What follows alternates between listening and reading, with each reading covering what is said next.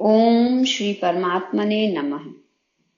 ओम पूर्णमदः पूर्णमिदं पूर्णात् पूर्णमुदच्यते पूर्णस्य पूर्णमादाय पूर्णमेवावशिष्यते। वसुदेवसुतं देवं कंसचाणूरमर्दनं देवकी परमानन्दं कृष्णं वन्दे जगद्गुरुम्। श्रीमद् भगवद गीता प्रथम अध्याय। धृतराष्ट्र उवाच। धर्मक्षेत्रे कुरुक्षेत्रे समवेतायुयुत्सवः मामकाः पांडवाक्षैव किम कुर्वर्त संजय। धृतराष्ट्र बोले, हे संजय, धर्म भूमि कुरुक्षेत्र में एकत्रित युद्ध की इच्छा वाले मेरे और पांडु के पुत्रों ने क्या किया। संजय उवाच। दृष्ट्वा तु पाण्डवानीकं व्यूढं दुर्योधनस्तदा आचार्यमुपसंगम्य राजा वचनं ब्रवीत। संजय बोले, उस समय राजा दुर्योधन ने व्यूह रचना युक्त पांडवों की सेना को देखकर और द्रोणाचार्य के पास जाकर यह वचन कहा। पश्येतां पाण्डुपुत्राणामाचार्यमहतिमीं चमूं व्यूढां द्रुपदपुत्रेण तव शिष्येण धीमता। हे आचार्य, आपके बुद्धिमान शिष्य द्रुपद पुत्र धृष्टद्युम्न द्वारा व्यूहाकार खड़ी की हुई पांडुपुत्रों की इस बड़ी भारी सेना को देखिए।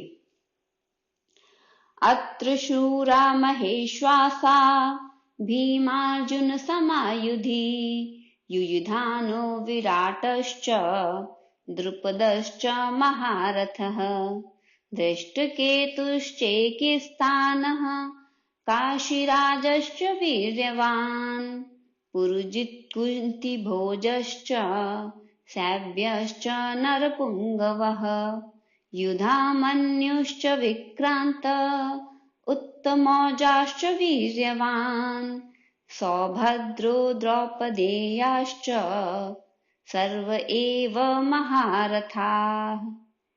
इस सेना में बड़े बड़े धनुषों वाले तथा युद्धों में भीम और अर्जुन के समान शूरवीर सात्यकी और विराट तथा महारथी राजा द्रुपद, धृष्टकेतु और चेकितान तथा बलवान काशीराज पुरुजित, कुंती भोज और मनुष्यों में श्रेष्ठ शैब्य, पराक्रमी युधामन्यु तथा बलवान उत्तमौजा, सुभद्रा पुत्र अभिमन्यु एवं द्रौपदी के पांचों पुत्र, ये सभी महारथी हैं।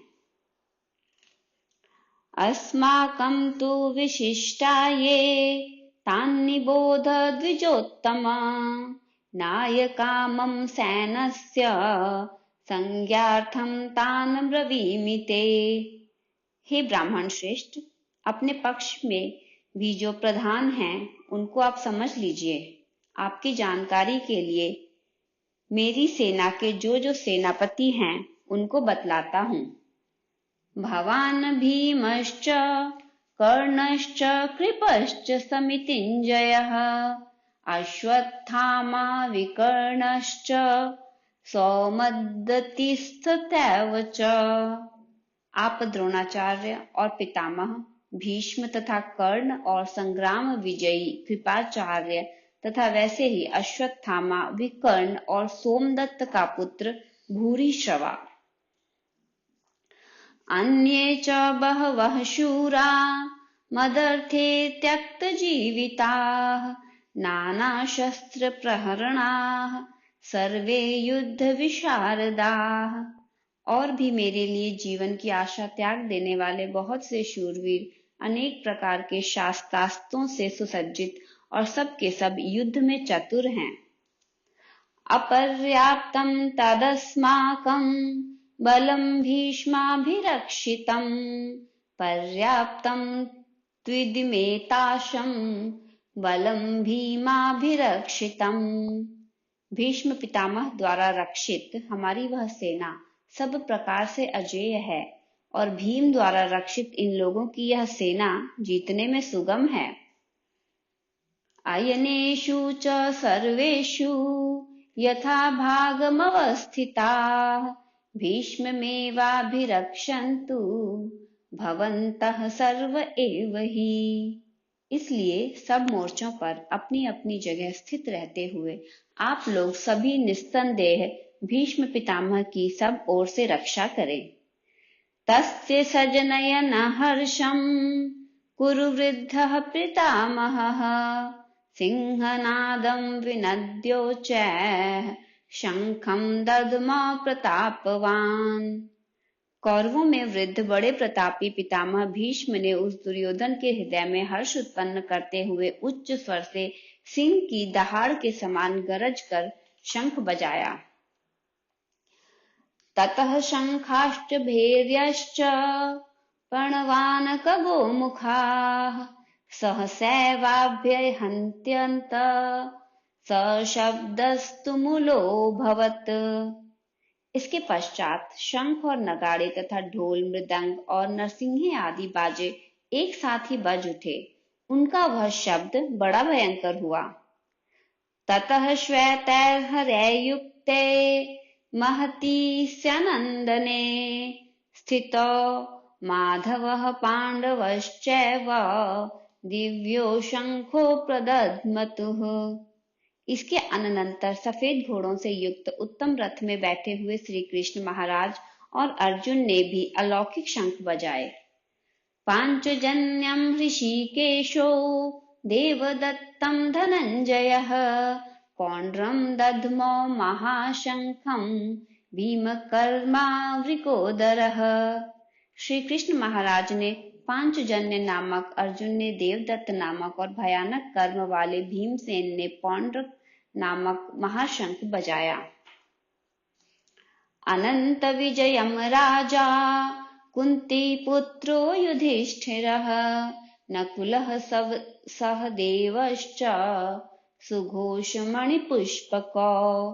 कुंती पुत्र राजा युधिष्ठिर ने अनंत विजय नामक और नकुल तथा सहदेव ने सुघोष और मणिपुष्पक नामक शंख बजाए। काश्यश्च परमेश्वासः शिखंडी च महारथः धृष्टद्युम्नो विराटश्च सात्याकीश्च पराजितः द्रुपदो द्रौपदेयाश्च सर्वशः पृथ्वीपते सौभाद्रश्च महाबाहुः शंखान् दद्मुः पृथक पृथक। श्रेष्ठ धनुष वाले काशी राजा और महारथी शिखंडी एवं धृष्टद्युम्न तथा राजा विराट और अजेय सात्यकी राजा द्रुपद एवं द्रौपदी के पांचों पुत्र और बड़ी भुजा वाले सुभद्रा पुत्र अभिमन्यु, इन सभी ने हे राजन सब ओर से अलग अलग शंख बजाए। सघोषो धार्तराष्ट्राणां हृदयानि व्यादारयत् नभश्च पृथ्वीम चैव तुमुलो व्यनुनादयन्। और उस भयानक शब्द ने आकाश और पृथ्वी को भी गुंजाते हुए धार्त राष्ट्रों के यानी आपके पक्ष वालों के हृदय विदीर्ण कर दिए। अथ व्यवस्थिता द्वष्टा धार्त राष्ट्रान् कपिध्वजः प्रवृत्ते शस्त्र संपाते धनुरुद्यम्य पांडवः ऋषिकेशं तदा वाक्य मिदमाह महीपते। अर्जुन उवाच सेनयोरुभयोर्मध्ये रथं स्थापय मे अच्युत। हे राजन, इसके बाद कपिध्वज अर्जुन ने मोर्चा बांधकर डटे हुए धृतराष्ट्र संबंधियों को देखकर उस शस्त्र चलने की तैयारी के समय धनुष उठाकर ऋषिकेश श्री कृष्ण महाराज से यह वचन कहा, हे अच्युत, मेरे रथ को दोनों सेनाओं के बीच में खड़ा कीजिए। यावदेतान्निरीक्षेऽहं योद्धुकामनावस्थितान् कैर्मया सह योद्धव्यमस्मिन् रणसमुद्यमे। और जब तक कि मैं युद्ध क्षेत्र में डटे हुए युद्ध के अभिलाषी इन विपक्षी योद्धाओं को भली प्रकार देख लूं कि इस युद्ध रूप व्यापार में मुझे किन किन के साथ युद्ध करना योग्य है, तब तक उसे खड़ा रखिए। योत्स्यमानान् वेक्षेऽहं य एतत्र समागताः धार्तराष्ट्रस्य दुर्बुद्धेर्युद्धे प्रियचिकीर्षवः। दुर्बुद्धि दुर्योधन का युद्ध में हित चाहने वाले जो ये राजा लोग इस सेना में आए हैं, इन युद्ध करने वालों को मैं देखूंगा। संजय उवाच एवमुक्तो ऋषिकेशो गुणाकेशेन भारत सेनयोरुभयोर्मध्ये स्थापयित्वा रथोत्तमम् भीष्मद्रोण प्रमुखतः सर्वेषां च महीक्षिताम् उवाच पार्थ पश्येतान् समवेतान् कुरुनिति। संजय बोले, हे धृतराष्ट्र, अर्जुन द्वारा इस प्रकार कहे जाने महाराज श्री कृष्णचंद्र ने दोनों सेनाओं के बीच में भीष्म और द्रोणाचार्य के सामने तथा संपूर्ण राजाओं के सामने उत्तम रथ को खड़ा करके इस प्रकार कहा कि हे पार्थ, युद्ध के लिए जुटे हुए इन कौरवों को देखो। तत्रापश्यति स्थाना पार्थः पितृनथ पितामहान् आचार्यान् मातुलान् भ्रातॄन् पुत्रान् पौत्रान् सखीस्तथा श्वशुरान् सुहृदश्चैव सेनयोरुभयोरपि तान् समीक्ष्य स कौन्तेयः सर्वान् बन्धून् अवस्थितान् कृपया पर्याविष्टो विषीदन्निदमब्रवीत। इसके बाद प्रथापुत्र अर्जुन ने उन दोनों ही सेनाओं में स्थित ताऊ चाचाओं को, दादों परदादों को, गुरुओं को, मामाओं को, भाइयों को, पुत्रों को, पौत्रों को तथा मित्रों को, ससुरों को और सुहृदों को भी देखा। उन उपस्थित संपूर्ण बंधुओं को देखकर वे कुंती पुत्र अर्जुन अत्यंत करुणा से युक्त होकर शोक करते हुए यह वचन बोले।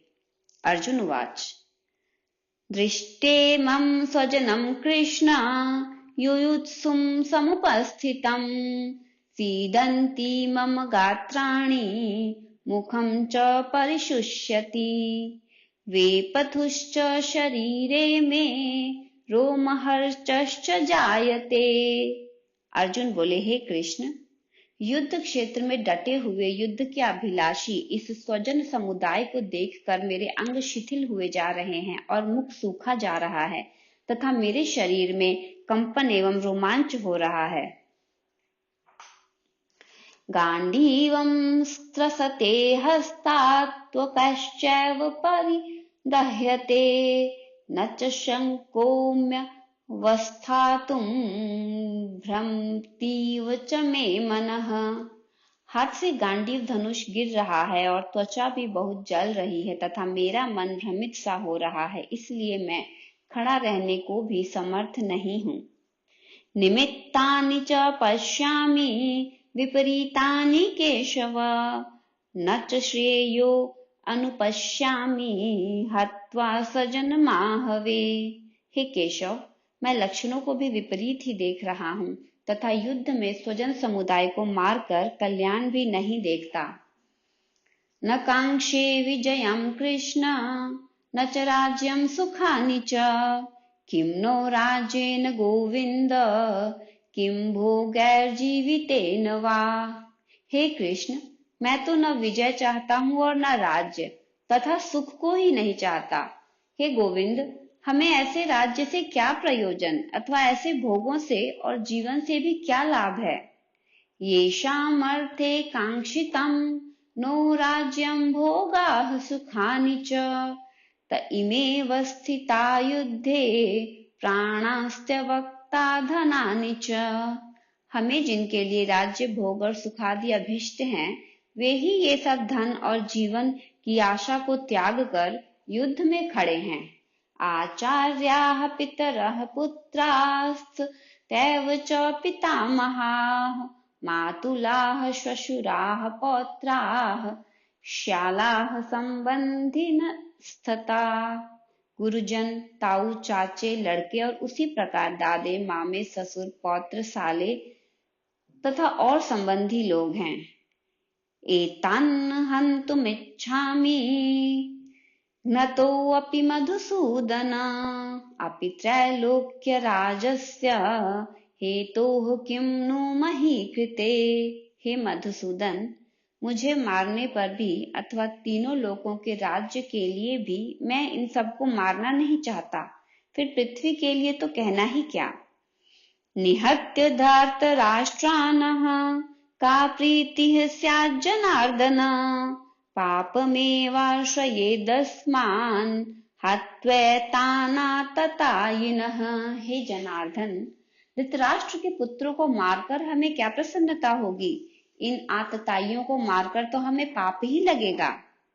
तस्मान्नार्या वयं हन्तुं धार्तराष्ट्रान् स्वबान्धवान् स्वजनं हि कथं हत्वा सुखिनः स्याम माधव। अतएव हे माधव, अपने ही बांधव धृतराष्ट्र के पुत्रों को मारने के लिए हम योग्य नहीं हैं, क्योंकि अपने ही कुटुंब को मारकर हमें कैसे सुख मिलेगा।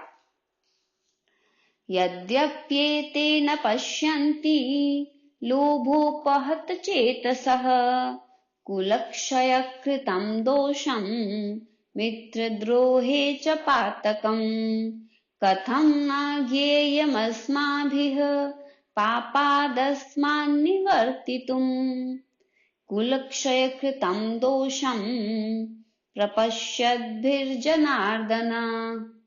यद्यपि लोभ से भ्रष्टचित्त हुए ये लोग कुल के नाश से उत्पन्न दोष को और मित्रों से विरोध करने में पाप को नहीं देखते, तो भी हे जनार्दन, कुल के नाश से उत्पन्न दोष को जानने वाले हम लोगों को इस पाप से हटने के लिए क्यों नहीं विचार करना चाहिए।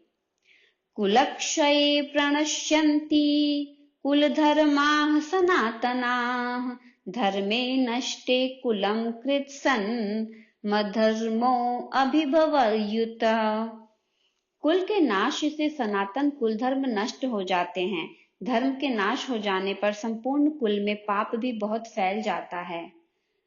अधर्माभिभवात् कृष्ण प्रदुष्यन्ति कुलस्त्रियः स्त्रीषु दृष्टासु वार्ष्णेय जायते वर्णशंकरः। हे कृष्ण, पाप के अधिक बढ़ जाने से कुल की स्त्रियां अत्यंत दूषित हो जाती हैं, और हे वार्ष्णेय, स्त्रियों के दूषित हो जाने पर वर्ण शंकर उत्पन्न होता है। शंकरो नरकायैव कुलघ्नानां कुलस्य च पतन्ति पितरो ह्योषां लुप्तपिंडोदक्रिया। वर्ण शंकर कुल घातियों को और कुल को नरक में ले जाने के लिए होता है। लुप्त हुई पिंड और जल की क्रिया वाले अर्थात श्राद्ध और तर्पण से वंचित इनके पितर लोग भी अधोगति को प्राप्त होते हैं। दोषैरेतैः कुलघ्नानां वर्ण शंकर कारकैः उत्साद्यन्ते जातिर्धर्माः कुलधर्माश्च शाश्वताः। इन वर्ण शंकर कारक दोषों से कुलघातियों के सनातन कुल धर्म और जाति धर्म नष्ट हो जाते हैं। उत्सन्न कुल धर्माणां मनुष्याणां जनार्दन नरके अनियतं वासो भवतीत्यनुशुश्रुमा। हे जनार्दन, जिनका कुल धर्म नष्ट हो गया है, ऐसे मनुष्यों का अनिश्चित काल तक नरक में वास होता है, ऐसा हम सुनते आए हैं। अहो बत महत् पापं कर्तुं व्यवसिता वयं यद्राज्य सुख लोभेन हन्तुं स्वजनमुद्यताः। हाँ, शोक, हम लोग बुद्धिमान होकर भी महान पाप करने को तैयार हो गए हैं, जो राज्य और सुख के लोभ से स्वजनों को मारने के लिए उद्यत हो गए हैं। यदि माम प्रतीकारमशस्त्रं शस्त्रपाणयः धार्तराष्ट्रारणे हन्तुस्तन्मे क्षेमतरं भवेत्। यदि मुझे शस्त्र रहित एवं सामना न करने वाले को शस्त्र हाथ में लिए हुए धृतराष्ट्र के पुत्र रण में मार डालें, तो वह मारना भी मेरे लिए अधिक कल्याणकारक होगा। संजय उवाच। एवमुक्त्वार्जुनः संख्ये रथोपस्थ उपाविशत विसृज्य शशरं चापं शोक संविघ्न मानसः। संजय बोले, रणभूमि में शोक से उद्विग्न मन वाला अर्जुन इस प्रकार कहकर बाण सहित धनुष को त्याग कर रथ के पिछले भाग में बैठ गया। इस प्रकार प्रथम अध्याय पूर्ण हुआ। धन्यवाद।